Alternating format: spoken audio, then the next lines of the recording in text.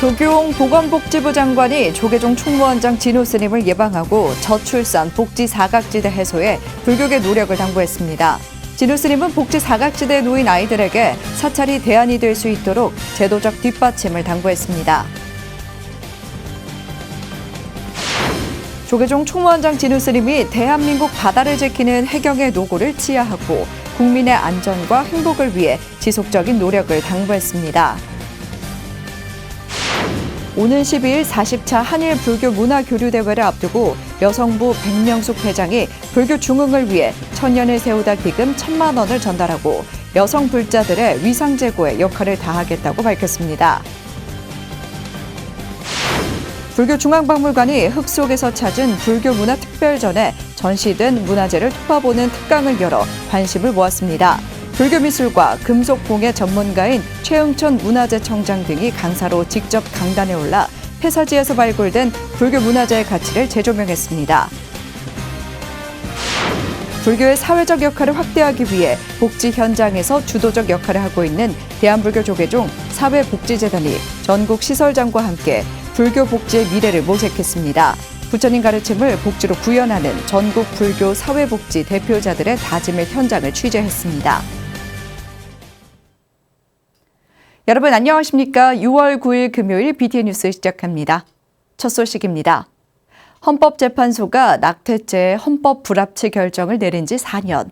대체 입법이 마련되지 않아 임신 중절은 여전히 사각지대에 놓여 있고 우리나라는 경제협력개발기구 회원국 중 낙태율 1위입니다. 이런 가운데 조계종 총무원장 진호 스님이 부모가 없는 아이들이나 형편이 어려운 아이들을 사찰에서 기를 수 있도록 법적, 제도적 정비를 당부했습니다. 남동우 기자입니다. 조규홍 보건복지부 장관이 어제 한국불교 역사문화기념관에서 조계종 총무원장 진호 스님을 예방했습니다. 이 자리에서 진호 스님은 부모가 없거나 형편이 어려운 아이들을 사찰에서 키울 수 있게 해달라고 요청했습니다. 진호 스님은 예전에는 사찰에서 아이들을 많이 데려다 길렀지만 요즘은 못하게 돼 있다며 제도적 뒷받침을 당부했습니다. 종교 특히 우리 절집에서 스님들이 이렇게 기르다 보면 이제 상대적으로 좀 인성도 좋아지고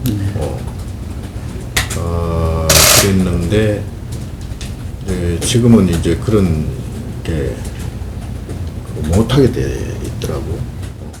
앞서 진호 스님을 비롯한 종교 지도자들은 지난달 30일 윤석열 대통령과의 오찬 간담회에서 부모가 없는 아이들과 한부모 가정, 다문화 가정 아이들이 잘 성장할 수 있도록 종교계가 열심히 노력하고 있다면서 정부의 애로사항의 해소와 제도적 뒷받침을 요청한 바 있습니다. 절에서 이렇게 특정한 시설을 만들어서 할 수도 있고 각 개별 사찰마다 이제 그런 애들을 길러서 잘 키우면 좋지 않을까. 이에 조규홍 보건복지부 장관은 지난 10월 취임 후 복지 사각지대에서 어려움을 겪는 사람들을 정부 차원에서 어떻게 도와줄 수 있는지가 큰 과제였다고 설명했습니다. 이와 관련 정부나 지자체가 할 수 있는 건 한계가 있었다며 현장을 잘 알고 봉사를 하고 있는 종교단체나 사회단체와 협업을 해야겠다는 생각을 했다고 밝혔습니다. 그러면서 사찰에서 아이들을 기르는 것과 관련해 저출산 고령화 시대의 대책으로 적극 검토하겠다고 말했습니다. 방금 원장님께서 말씀하신 그 아이들 기르는 문제도 저희가 좀 적극적으로 검토를 해서 저출산 고령화 시대의 하나의 대책으로서 할 수 있도록 저희가 적극 검토해 보겠습니다. 진호 스님은 법적 걸림돌이 없다면 사생아들이 많이 발생하고 미혼모들의 연령이 점점 낮아지고 있는 상황에서 사찰에서 아이들을 기르면 사회에 공헌하는 사람도 배출할 수 있을 것이라고 전망했습니다. BTN 뉴스 남동우입니다. 조계종 총무원장 진호 스님이 대한민국 바다를 지키는 해경의 노고를 격려했습니다. 조계종 총무원장 진호 스님은 어제 한국불교 역사문화기념관에서 김종욱 해양경찰청장의 예방을 받고 순경 출신으로 첫 해양경찰청장이 된 데 축하를 전했습니다. 이어 완도 신흥사 주지 소임 당시 해경의 활동을 지켜봤다며 대한민국 바다를 지키는 해경의 노고를 치하했습니다. 김종욱 청장은 함정 한 척이 경찰서 역할을 한다며 불도 끄고 인명 구조도 하며 북방 한계선을 지키는 등 다양한 임무를 맡고 있다고 설명했습니다. 예방에는 호법부장 현민 스님, 사서실장 서봉 스님, 박승규 해양경찰청 정보과장 등이 배석했습니다. 한일불교문화교류협의회 여성부 백명숙 회장이 조계종 총무원장 진우 스님을 예방하고 천년을 세우다 기금을 전달했습니다. 백명숙 회장은 어제 한국불교역사문화기념관 4층 접견실에서 천년을 세우다 기금 1,000만 원을 전달했습니다. 백 회장은 코로나로 중단됐던 한일불교문화교류대회가 4년 만에 다시 열려 다음 주 금산사에서 진행된다며 여성 제가불자 역할의 중요성에 대해 인식을 높이겠다고 밝혔습니다. 진우 스님은 문화 증진과 더불어 소원한 두 나라의 관계가 풀어지는 계기가 되길 바란다고 격려했습니다. 불교중앙박물관이 지난달 시작한 특별전 흙 속에서 찾은 불교 문화에 전시된 주요 문화재를 토파보는 특별한 강좌가 열렸습니다. 최응천 문화재청장도 강사로 나서 통일 신라시대 정병의 우수한 가치를 설명해 큰 관심을 모았습니다. 최준호 기자입니다. 군위 인각사지와 삼척 흥전리사지에서 출토된 통일신라시대 청동 정병. 동시대 정병의 사례가 극히 드문 상황에서 거의 온전한 상태로 발견돼 가치가 매우 높습니다. 전시의 주인공이라 할 수 있는 양양 설리먼지 금동보살 입상은 전체적으로 새로운 특징을 다양하게 갖고 있으며 화려함과 뛰어난 제작 기술이 온전히 드러나 지방사찰의 위상을 엿볼 수 있습니다. 불교중앙박물관이 어제 통일신라시대 정병과 설리먼지 금동보살상을 주제로 특강을 열고 가치를 재조명했습니다. 불교미술과 금속공예 전문가인 최응천 문화재청장이 직접 강단에 올라 한국 정병의 특징과 양식 변화, 의미를 자세히 설명했습니다. 이제까지 출토된 정병들을 나열하고 비교하며 통일신라 정병 양식의 발전을 규명하고 당 양식과는 다른 통일신라 양식의 특징을 구분지었습니다. 최 청장은 인각사지와 흥전리사지에서 출토된 정병을 통해 통일신라가 당나라로부터 일찍이 금속공예 기술을 받아들여 8세기부터 독자적으로 발전시켰다는 것을 알 수 있다고 밝혔습니다. 그동안 한국의 정병은 통일신라 정병이 한 번도 확인된 적이 없었습니다. 그것도 출토된 바로는 그 보소산 출토밖에 없었는데 보소산 출토 정병도 처음에는 고려시대라는 설이 있었어요. 고려初기. 지금 이 4점의 출토를 계기로 통일신라에서 훌륭한 금속공예 기술로 정병을 만들었다는 것을 이제 확인하게 된 겁니다. 불교조각 전문가 이명애 동국대학교 교수는 양양 설리먼지 금동보살 입상의 특징과 양식을 소개했습니다. 광배와 대좌까지 합해 67cm에 달하는 큰 불상으로 보살상과 광배, 대좌를 별도로 제작해 결합하고 안료와 먹으로 얼굴을 표현한 것이 특징적입니다. 2015년 출토 당시부터 불상과 인연을 맺었던 임 교수는 평생 본 중소형 불상 중에서도 최고의 명작이라며 극찬을 아끼지 않았습니다. 중요한 것은 보통은 이게 한꺼번에 이렇게 주조를 하는데 목걸이, 영락장식, 정병까지도 따로 다 제작해서 걸쳐두었습니다. 이런 예는 사실 없거든요. 그래서 더욱 주목을 받고 있고요. 전체 크기는 67cm입니다. 대좌까지 합해서 아주 큰 크기의 상입니다. 지붕 없는 박물관 폐사지에서 출토된 소중한 불교문화재를 선보이는 특별전 흙 속에서 찾은 불교문화는 불교중앙박물관 제3전시실에서 25일까지 만날 수 있습니다. BTN 뉴스 최준호입니다. 만해 한용운 스님의 문학적 업적을 기리고 문학인을 격려하기 위한 유심 작품상 올해 수상자에 고두현 시인과 민병도 시조시인, 정찬주 소설가가 선정됐습니다. 만해사상 실천선양회는 제21회 유심 작품상 수상작으로 고두현 시인의 오래된 길이 돌아서서 나를 바라볼 때, 민병도 시조시인의 낯은 풀을 이기지 못한다, 정찬주 소설가의 아쇼카 대왕이 선정됐다고 밝혔습니다. 특별상 부문은 구중서 문학평론가가 수상자로 선정됐습니다. 각 부문별 수상자에는 1,500만 원의 상금이 수여되며 시상식은 8월 11일 동국대 만해마을에서 열리는 만해축전에서 진행됩니다. 동국대학교 총동창회 문선배 회장이 동국대 발전기금으로 1억 원을 개척했습니다. 어제 동국대 본관 로터스홀에서 열린 전달식에는 윤재웅 총장 등 학교 관계자 30여 명이 참석한 가운데 열렸습니다. 문선배 회장은 35만 동문과 총동창회가 새로운 도약으로 모교와 상생관계를 이어갈 수 있도록 노력하겠다고 말했습니다. 기부금은 오는 9월 2년 연속 여는 총동창회장배 한마음 걷기 대회 성공 개최를 위해 활용될 예정입니다. 전달식 후에는 총동창회배 체육행사 계획안을 발표하고 동국대학교 4년의 청사진을 제시하고 공유하는 시간도 가졌습니다. 불교의 사회적 역할을 확대하기 위해 복지 현장에서 주도적 역할을 하고 있는 대한불교 조계종 사회복지재단이 불교 사회복지시설장과 더 나은 불교복지 서비스 방안을 모색하기 위해 한자리에 모였습니다. 김건희 기자가 보도합니다.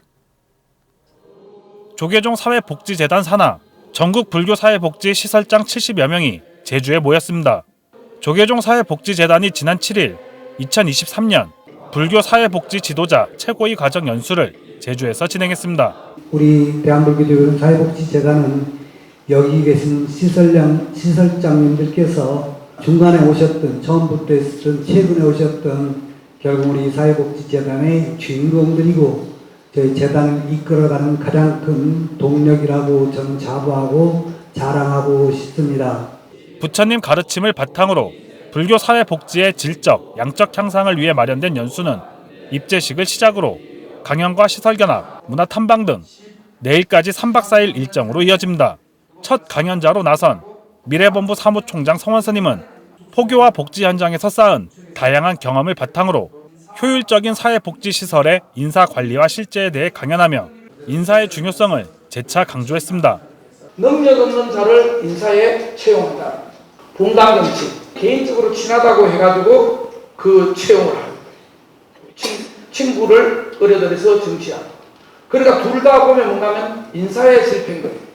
강연에 이어 중증장애인 복지시설 자공안을 견학하고 약천사를 순례한 불교 사회복지 지도자들은 제주 연수를 바탕으로 사회복지 현장에서의 올바른 실천을 다짐했습니다.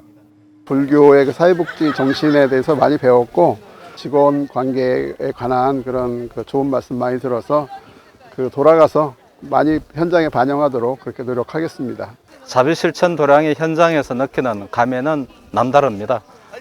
또 장애인들을 극진히 실천행을 통해서 보살피는 그런 모습을 보면서 저도 불교복지의 최일선에서 더욱 열심히 정진해야 되겠다는 다짐을 해봅니다.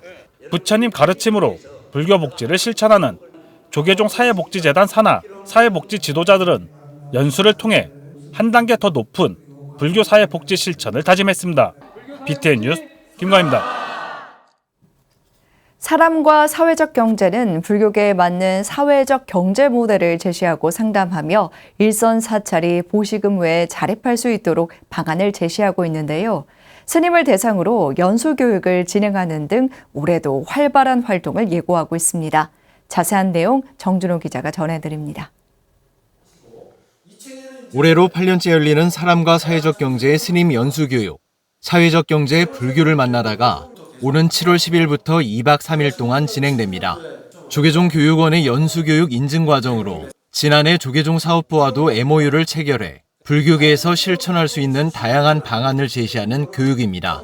특히 현장에서 활용되고 있는 사업을 주로 안내해 실효성 높은 교육으로 평가받고 있습니다. 올해는 한마음 선원이 창립한 지구사랑 작은 실천 협동조합이 환경 분야에서 두각을 나타내며 성과를 보이고 있어 해눌 스님이 내용을 공유합니다. 이외에도 전국 비구니회의 푸르니 자연음식, 수월함 템플 셰프 등 불교의 강점을 사업으로 확장시킨 다양한 사례가 공유될 예정입니다. 스님 연수 교육을 통해서 배출된 스님들께서 실제적으로 사찰에서 사회적 기업이나 협동조합을 만드는 사례들이 상당히 많이 늘어나고 있습니다. 사람과 사회적 경제는 스님 연수 교육에 이어 3대 종교 공동행사 준비에도 박차를 가하고 있습니다. 불교와 천주교, 개신교가 돌아가며 주최하는 3대 종교 공동행사는 각 종교들이 각자의 강점을 살려 사회적 경제 모델로 발전시킨 사업들을 선보이는 자리입니다. 불교계는 다소 늦게 시작했지만 사찰 경제가 사회적 기업으로 변모해 경영 지속 가능성을 담보할 주요 수단으로 인식되기 시작했다는 점에서 시사하는 바가 큽니다. 대략적으로 10월 말에서 11월 중 사이에 그 개신교가 주최를 하고 저희는 참가하는 형태로 진행이 될 것 같고요. 우리 스님이나 신도분들이 참여하실 수 있도록 적극적으로 지금 독려를 하고 있습니다. 사람과 사회적 경제는 종단과 발맞춰 사찰 활성화와 포교 대안이 될 사회적 경제 모델을 제시하며 제2, 제3의 불국토 건설을 꿈꾸고 있습니다. BTN 뉴스 정준호입니다. 지리적으로 일본과 가까운 부산 지역 불교 환경연대가 시민단체와 일본 정부의 후쿠시마 방사능 오염수 방류 계획에 반대 입장을 표했습니다. 부산불교 환경연대는 어제 부산시청 앞에서 후쿠시마 핵오염수 결사 반대 부산 총궐기 대회 준비위 등 지역 시민단체와 기자회견을 열고 다음 달 예정된 후쿠시마 오염수 방류 계획에 반대 입장을 표명하고 방사능 오염수의 위험성에 대한 강의도 진행했습니다. 부산불교 환경연대 상임대표 안도 스님은 일본과 가장 가까이 있는 우리나라, 특히 부산은 바다가 오염되면 가장 큰 피해를 입는 곳이고 생명을 지키고 보호하는 일이 불교의 자비사상을 직접 실천해 나가는 일이기에 부산 불자들과 오염수 방류 반대 운동에 적극 나서겠다고 말했습니다. 부산불교 환경연대 등은 부산시민 10만 선언 운동 추진에 이어 1만여 명이 동참하는 대규모 걸기대회를 열 예정이라고 밝혔습니다. 논산 쌍계사가 지역민과 함께하는 문화재 보물찾기와 마음을 바꾸는 시간 마바시 음악회를 열고 포교와 문화재 보호 중요성에 대해 공감하는 시간을 가졌습니다. 지난 7일 논산 쌍계사 경내 특설 무대에서 열린 음악회에는 쌍계사 주지 종봉스님과 선석스님, 기호문화유산활용진흥원 김정태 부원장을 비롯해 지역 주민이 참석했습니다. 전통산사 문화재 활용사업 일환으로 열린 행사에서 참석자들은 사찰 문화재에 대한 역사를 듣고 이해하며 문화재 보호의 중요성에 대해 공감했습니다. 쌍계사는 이어 음악회를 통해 마음 치유와 문화 향유의 자리를 이어갔습니다. 조계종 총무원장 진우 스님이 복지 사각지대에 놓인 아이들을 위해 사찰이 대안이 될 수 있도록 제도적 지원을 당부했습니다. 경제협력개발기구 회원국 가운데 낙태율 1위, 낙태공화국이라는 오명과 함께 지난해까지 65년 동안 우리나라가 해외로 입양 보낸 아동 수만 17만 명으로 콜롬비아, 우크라이나에 이어 세계 3위라고 합니다. 선진 8개국 G8 진입을 노리고 있는 대한민국에 어울리지 않는데요. 우리나라의 미래를 이끌어갈 아이들 모두가 걱정 없이 해맑게 자라날 수 있는 환경을 만드는데 모두가 함께 노력해야겠습니다. 6월 9일 금요일 7시 BTN 뉴스 마칩니다. 함께 해주신 여러분 고맙습니다.